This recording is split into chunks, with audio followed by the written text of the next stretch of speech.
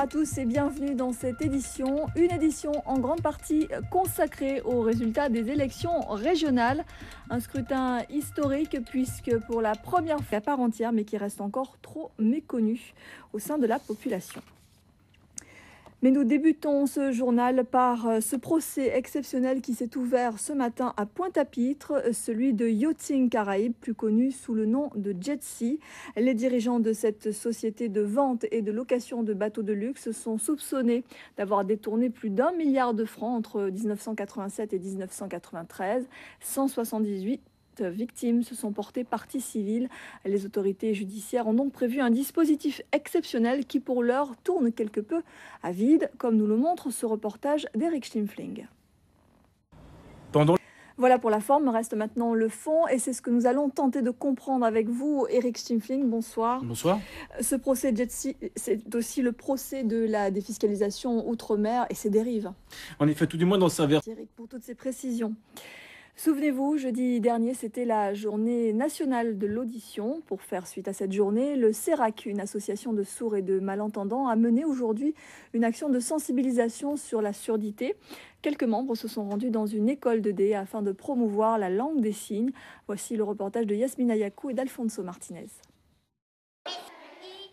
Nous ouvrons maintenant une large page consacrée aux résultats des élections régionales. Il était en tête des sondages, mais on était loin d'imaginer qu'il obtiendrait autant de suffrages en sa faveur, suffisamment en tout cas pour remporter la victoire dès le premier tour. Victorin Lurel a obtenu 56,51% des votes en sa faveur. Il a réussi un joli coup en se plaçant devant des figures bien connus comme Jean-Marie Nomertin et Jeannie Marc. Octavie Lozio dépasse à peine les 2%, suivi d'Alain Plaisir qui recueille 1,41% de vote. Et c'est Alain Le Sueur qui a le moins séduit parmi les 9 candidats avec moins d'1%. Autre chiffre à retenir, le taux de participation d'un peu plus de juste après ce journal avec une édition spéciale qui vous sera présentée par Éric Rayapin, Alex Robin et Raymond Sargenton. Victorin Lurel sera leur invité, il répondra à toutes leurs questions.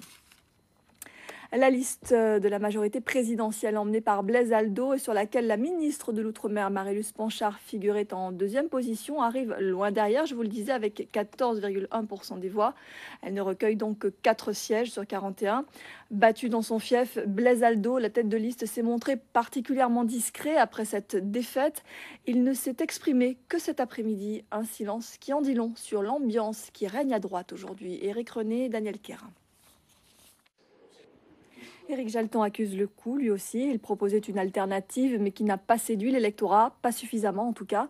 À l'issue de la soirée électorale, il a tenu à remercier ses électeurs et particulièrement les Abimiens, qu'il entend pleinement représenter. Écoutons-le.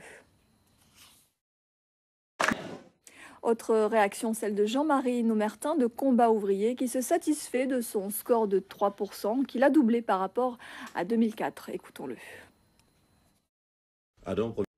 Et pour Elie Domota, le leader du LKP, il y a un autre gagnant dans ce scrutin, c'est l'abstention. Plus de 51% des électeurs ne se sont pas rendus dans les bureaux de vote. Selon lui, c'est un signe révélateur du mécontentement d'une partie de la population. Et il revient notamment sur le clin d'œil fait par Victorin Lurel hier soir sur notre antenne. Sa réaction recueillie par Bruno Ponciovillon et Ronnie Maletti. Au-delà de la réponse sans doute de Victorin Lurel dans notre édition spéciale, donc juste après ce journal. La victoire dès le premier tour de la liste de gauche Tous pour la Guadeloupe, conduite par Victorin Lurel, marque par contraste la défaite consommée de la liste de droite Ensemble pour la Guadeloupe, conduite par Blaise Aldo. Ni l'implication d'un membre du gouvernement, Marie-Luce Panchard, ni le rassemblement réussi des troupes de droite par le maire de Sainte-Anne n'ont convaincu les électeurs. Une déroute lourde de sens qui ne peut à court ou moyen terme rester sans conséquences. L'analyse de Steve Prudent.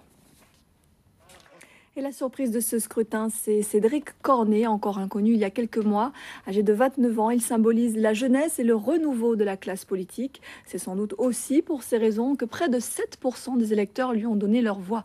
Il réussit son entrée en politique et gagne 2 sièges au conseil régional. Sophie Vingada-Salon. Alors, monsieur Cédric. La lutte fratricide entre Victorin Lurel et Éric Jalton a atteint des sommets lors de cette élection. Éric Jalton, qui avait cru obtenir une majorité de voix au sein de sa commune, s'est fait doubler de quelques voix, 19 par le président sortant. Quelque peu amer, le maire a déjà annoncé la couleur. Il va faire le ménage au sein de son équipe municipale. Explication d'Emmanuel Gombeau et Philippe Grenier. On jette un coup d'œil sur ce qui s'est passé chez nos voisins en Martinique. Tout d'abord, le député maire de Fort-de-France, Serge Letchimy, se place en position largement favorable pour le second tour avec 40% des voix, devant le président sortant Alfred Marie-Jeanne qui recueille 32% des suffrages. Mais à l'inverse des sondages qui prédisaient un duel à gauche, on s'achemine vers une triangulaire. Le point avec nos confrères d'RFO Paris. Et la Guyane crée la surprise tant espérée par l'Élysée en mettant l'UMP en position de force pour le second tour. Une liste emmenée par l'ancien socialiste Rodolphe Alexandre qui obtient plus de 40% des voix en dépit d'un taux d'abstention record. Au second tour, le maire de Cayenne affrontera la députée Christiane Taubira qui recueille 23% des suffrages. Timothy Myrtil. Voilà, c'est la fin de cette édition. Merci de l'avoir suivi. Dans un instant, on poursuit la politique avec une édition spéciale présentée par Éric Rayapin, Alex Robin et Raymond Sargenton qui reçoivent le président de région réélu, Victorin Lurel. L'info demain revient à 13h avec Éric Rayapin et à 19h, ce sera en compagnie de Jérôme Bouécas. Très belle soirée à tous.